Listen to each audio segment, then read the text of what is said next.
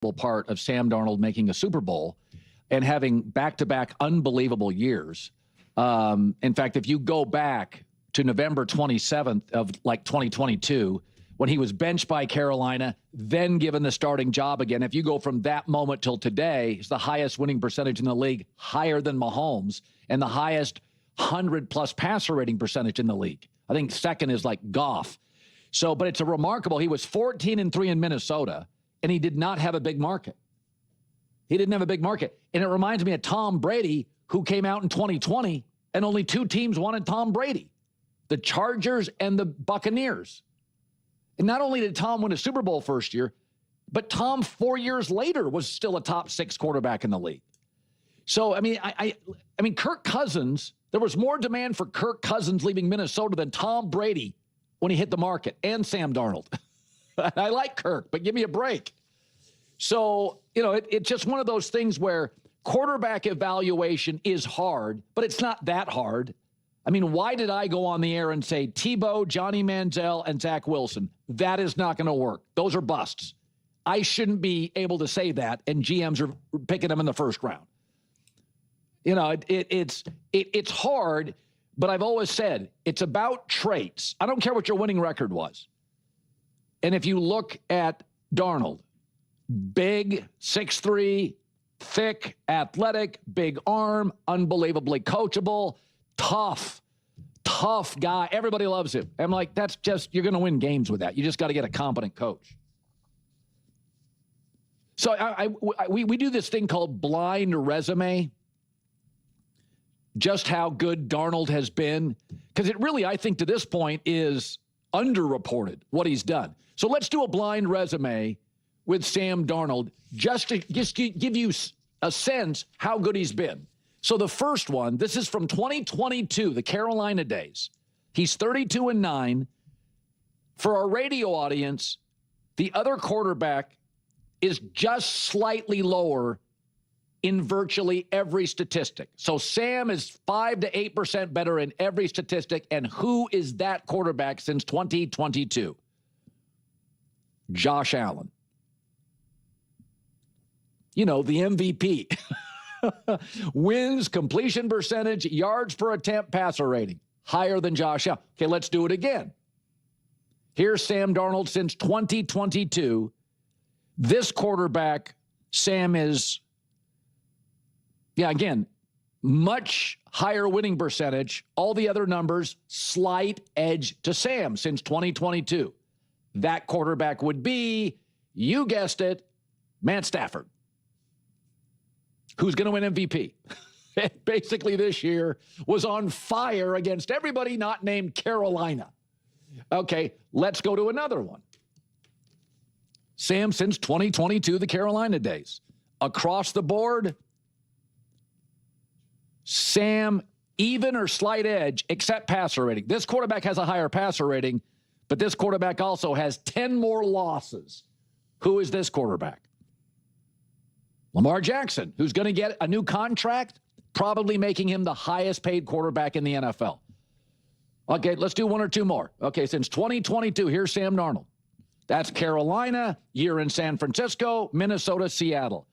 Yeah, this again, Sam hasn't won as many games, but is, I mean, these quarterbacks might as well be the exact same guy. Whoever this quarterback is, this is Sam Darnold. Let's see that. Oh, yeah, okay. Maybe you've heard of him, Patrick Mahomes. Hangs out with Taylor Swift. Maybe you've heard of him. I don't know. All right, yes, Patrick Mahomes, Taylor Swift. Both are quite relevant to the current discourse, amusingly enough. The situation is rather illuminating. When you examine the rationale behind certain personnel decisions, like those involving Matthew Stafford, for instance, it reveals a great deal. A primary reason Sam Darnold didn't command a more robust market is because the league became overwhelmingly fixated on the narrative that his success was solely the product of Kevin O'Connell's coaching. It was just Kevin O'Connell, just Kevin O'Connell, just Kevin O'Connell. This underscores why thorough evaluation is paramount. You absolutely must watch the games. It's somewhat telling, though perhaps understandable given their workloads, that not all decision-makers engage in that granular film study.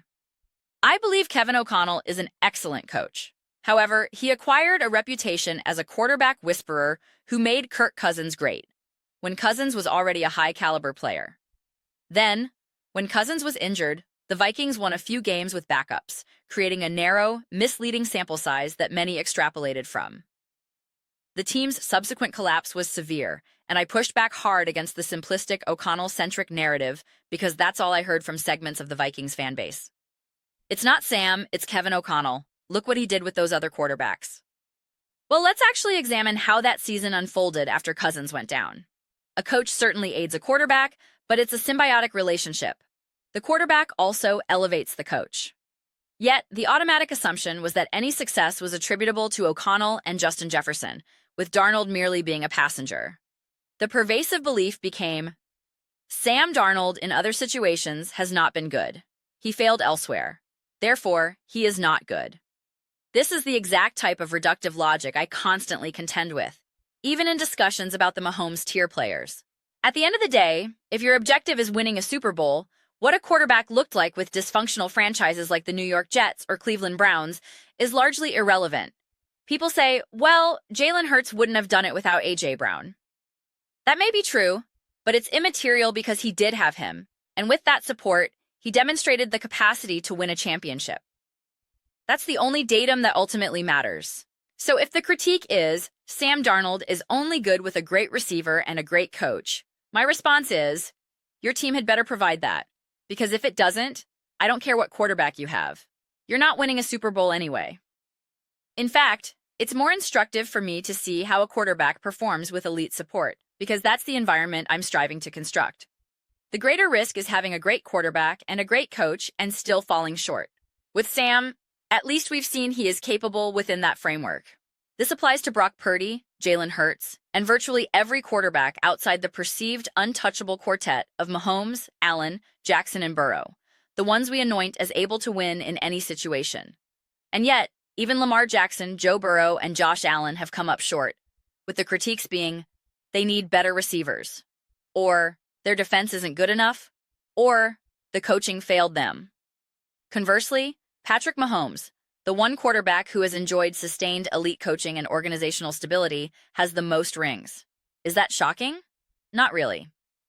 Is it shocking that Matthew Stafford, upon finding stability and superb coaching in Los Angeles, immediately transformed into a force, winning a Super Bowl and contending in multiple NFC championships? If not for running into the juggernaut Seattle Seahawks and Sam Darnold this year, he might have another Super Bowl appearance. It's exceedingly difficult, even with great weapons in coaching. This is where the discourse becomes twisted. We engage in hypotheticals. If you put any other quarterback on that Eagles team last year, they'd have won a Super Bowl. People claim Dak Prescott or Baker Mayfield would have. Based on what evidence? I've seen those quarterbacks with talented rosters and watched the offense fail. I can't then blame the defense or special teams in those instances. I've seen them come up short. But I've seen Jalen Hurts succeed. I've seen Sam Darnold succeed. Yet, there's a persistent desire to devalue those successes, as was done with Sam in Minnesota.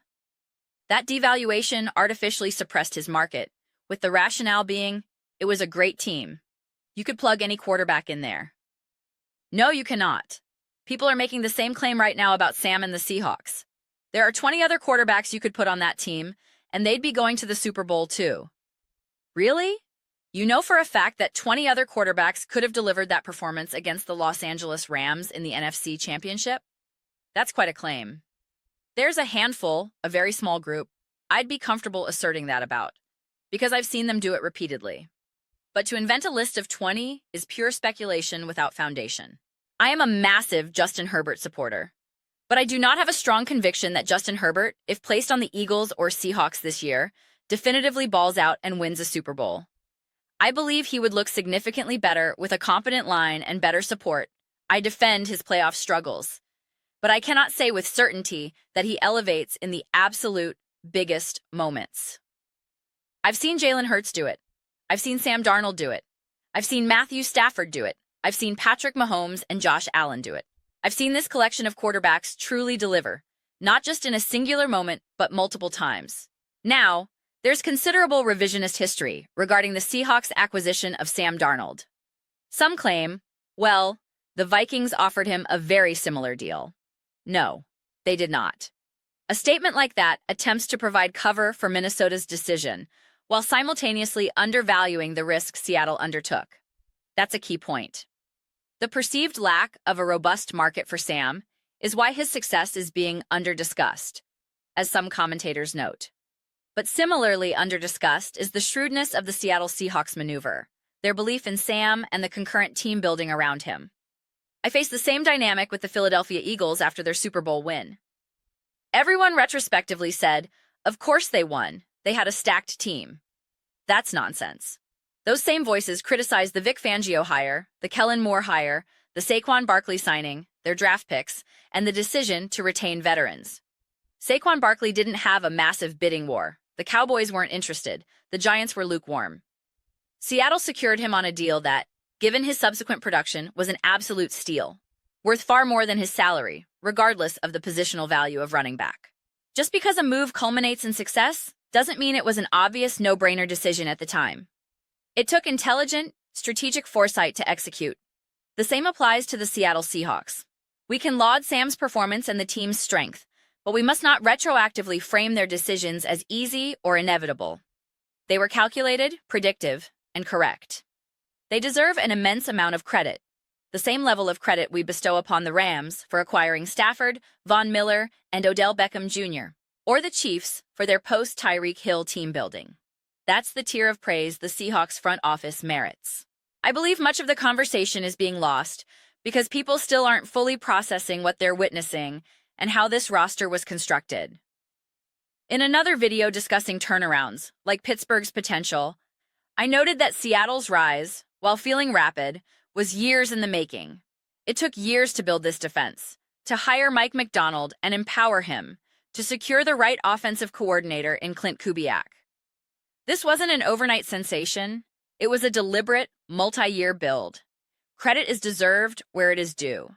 The Seahawks organization deserves that credit. But those are my reflections. I am incredibly eager to hear yours. What do you all think about the Seattle Seahawks journey? I fumbled the ending there a bit. It happens. Let me know your thoughts. I read every single comment. Whether you agree with me or disagree with me, let's engage in some discussions. Let's have some spirited debates. But ultimately, let's just enjoy the process. And please consider subscribing. We're building a fantastic community here, and I would absolutely love for you to be part of it. I aim to build something we all genuinely feel connected to, something we're really excited to participate in. I believe we're making significant progress toward that goal. Please don't forget to give this video a thumbs up. It genuinely assists with visibility and the platform's algorithm. Thank you so much.